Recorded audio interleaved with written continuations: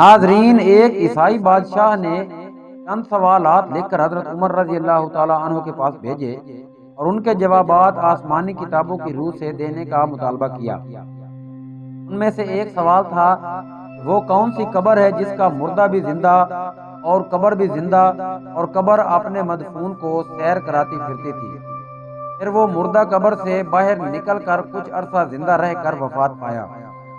حضرت عمر رضی اللہ تعالیٰ عنہ نے حضرت عبداللہ بن عباس رضی اللہ تعالیٰ عنہ کو فرمایا کہ ان سوالات کے جوابات لکھ دیں۔ حضرت عبداللہ رضی اللہ تعالیٰ عنہ نے ان سوالات کے جوابات تحریر کیے۔ وہ قبر جس کا مردہ بھی زندہ اور قبر بھی زندہ، وہ مردہ حضرت یونس علیہ السلام تھے اور ان کی قبر مچھلی تھی جو ان کو پیٹ میں لیے جگہ جگہ پھرتی تھی، یعنی سیر کراتی تھی۔ حضرت یونس علیہ السلام اللہ کے حکم سے مچھلی کے پیٹ سے باہر آ کر عرصہ تک حیات رہے، پھر وفات پائی۔ حضرت یونس علیہ السلام کا واقعہ، جس کا کچھ حصہ تو خود قرآن میں مذکور ہے اور کچھ روایات حدیث و تاریخ سے ثابت ہے، وہ یہ ہے کہ حضرت یونس علیہ السلام کی قوم عراق میں موصل کے مشہور مقام نینوی میں بستے تھے۔ ان کی تعداد قرآن کریم میں 1,00,000 سے زیادہ بتائی ہے۔ ان کی ہدایات کے لیے اللہ تعالیٰ نے یونس علیہ السلام کو بھیجا، انہوں نے ایمان لانے سے انکار کیا۔ حق تعالیٰ نے یونس علیہ السلام کو حکم دیا کہ ان لوگوں کو آگاہ کر دو، 3 دن کے اندر اندر تم پر عذاب آنے والا ہے۔ حضرت یونس علیہ السلام نے قوم میں اس کا اعلان کیا۔ قوم یونس نے آپس میں مشورہ کیا تو اس پر سب کا اتفاق ہوا کہ ہم نے کبھی یونس علیہ السلام کو جھوٹ بولتے نہیں دیکھا، اس لیے ان کی بات نظر انداز کرنے کے قابل نہیں۔ مشورہ میں یہ طے پایا کہ یہ دیکھا جائے کہ یونس علیہ السلام رات کو ہمارے اندر اپنی جگہ مقیم رہتے ہیں، سمجھ لو کہ کچھ نہیں ہوگا، اور اگر وہ یہاں سے کہیں چلے گئے تو یقین کر لو کہ صبح کو ہم پر عذاب آئے گا۔ حضرت یونس علیہ السلام با ارشاد خداوندی رات کو اس بستی سے نکل گئے۔ صبح ہوئی تو عذاب الہی کا ایک سیاہ دھوئیں اور بادل کی شکل میں ان کے سروں پر منڈلانے لگا اور فضائے آسمانی سے نیچے ان کے قریب ہونے لگا۔ ان کو یقین ہو گیا کہ اب ہم سب ہلاک ہونے والے ہیں۔ یہ دیکھ کر حضرت یونس علیہ السلام کو تلاش کیا کہ ان کے ہاتھ پر مشرف با ایمان ہو جائیں اور پچھلے انکار سے توبہ کر لیں، مگر یونس علیہ السلام کو نہ پایا۔ خود ہی اخلاص نیت کے ساتھ توبہ استغفار میں لگ گئے۔ بستی سے ایک میدان میں نکل آئے، عورتیں، بچے اور جانور سب اس میدان میں جمع کر دیے گئے۔ کاٹ کے کپڑے پہن کر عجز و زاری کے ساتھ اس میدان میں توبہ کرنے اور عذاب سے پناہ مانگنے میں اس طرح مشغول ہو گئے، پورا میدان آہ و بکا سے گونجنے لگا۔ اللہ تعالیٰ نے ان کی توبہ قبول فرما لی اور عذاب ان سے ہٹا دیا، جیسا کہ اس آیت میں ذکر کیا گیا ہے۔ روایت میں ہے کہ یہ عاشورہ یعنی 10 محرم کا دن تھا۔ ادھر حضرت یونس علیہ السلام بستی سے باہر اس انتظار میں تھے کہ اب اس قوم پر عذاب نازل ہوگا۔ ان کے توبہ استغفار کا حال ان کو معلوم نہ تھا۔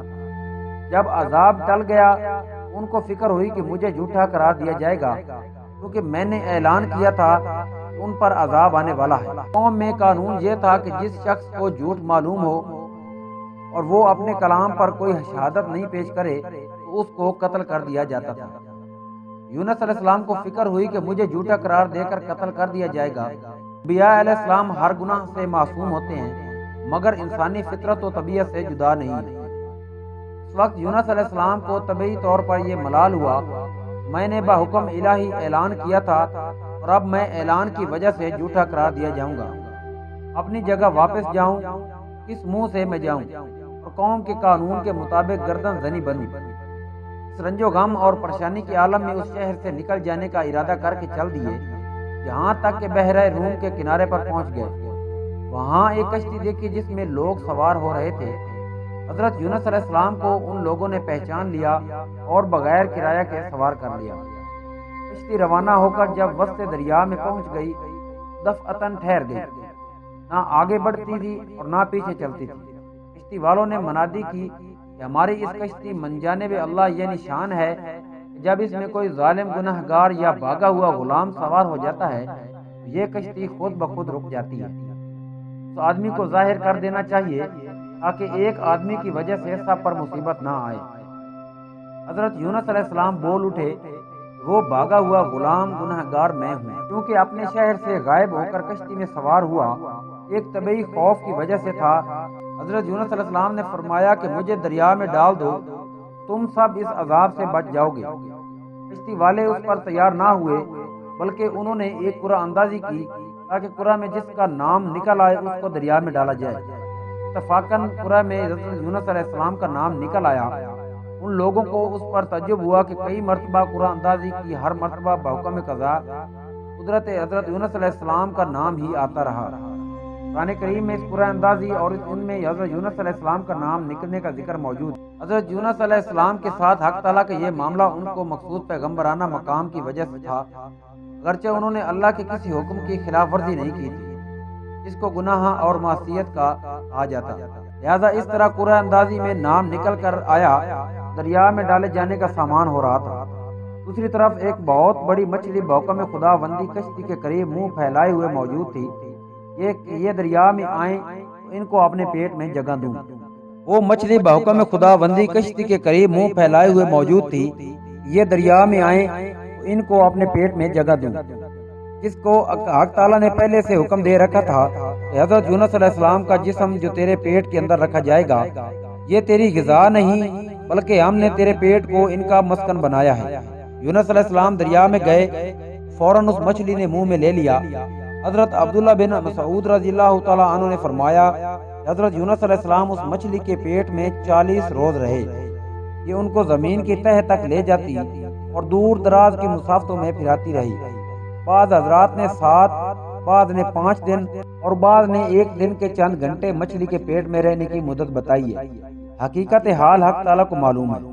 اس حالت میں حضرت یونس علیہ السلام نے یہ دعا کی، لا الہ الا انت سبحانک انی کنت من الظالمین۔ اللہ تعالیٰ نے اس دعا کو قبول فرما لیا اور بالکل صحیح سالم حضرت یونس علیہ السلام کو دریا کے کنارے پر ڈال دیا گیا۔ مچھلی کے پیٹ کی گرمی سے ان کے بدن پر کوئی بال نہ رہا تھا۔ اللہ تعالیٰ نے ان کے قریب ایک کدو یعنی لوکی کا درخت اگا دیا، جس کے پتوں کا سایہ بھی حضرت یونس علیہ السلام کے لیے ایک راحت بن گئی۔ اور ایک جنگلی بکری کو اللہ تعالیٰ نے ارشاد فرما دیا، وہ صبح شام ان کے پاس آ کھڑی ہوتی اور وہ اس کا دودھ پی لیتے تھے۔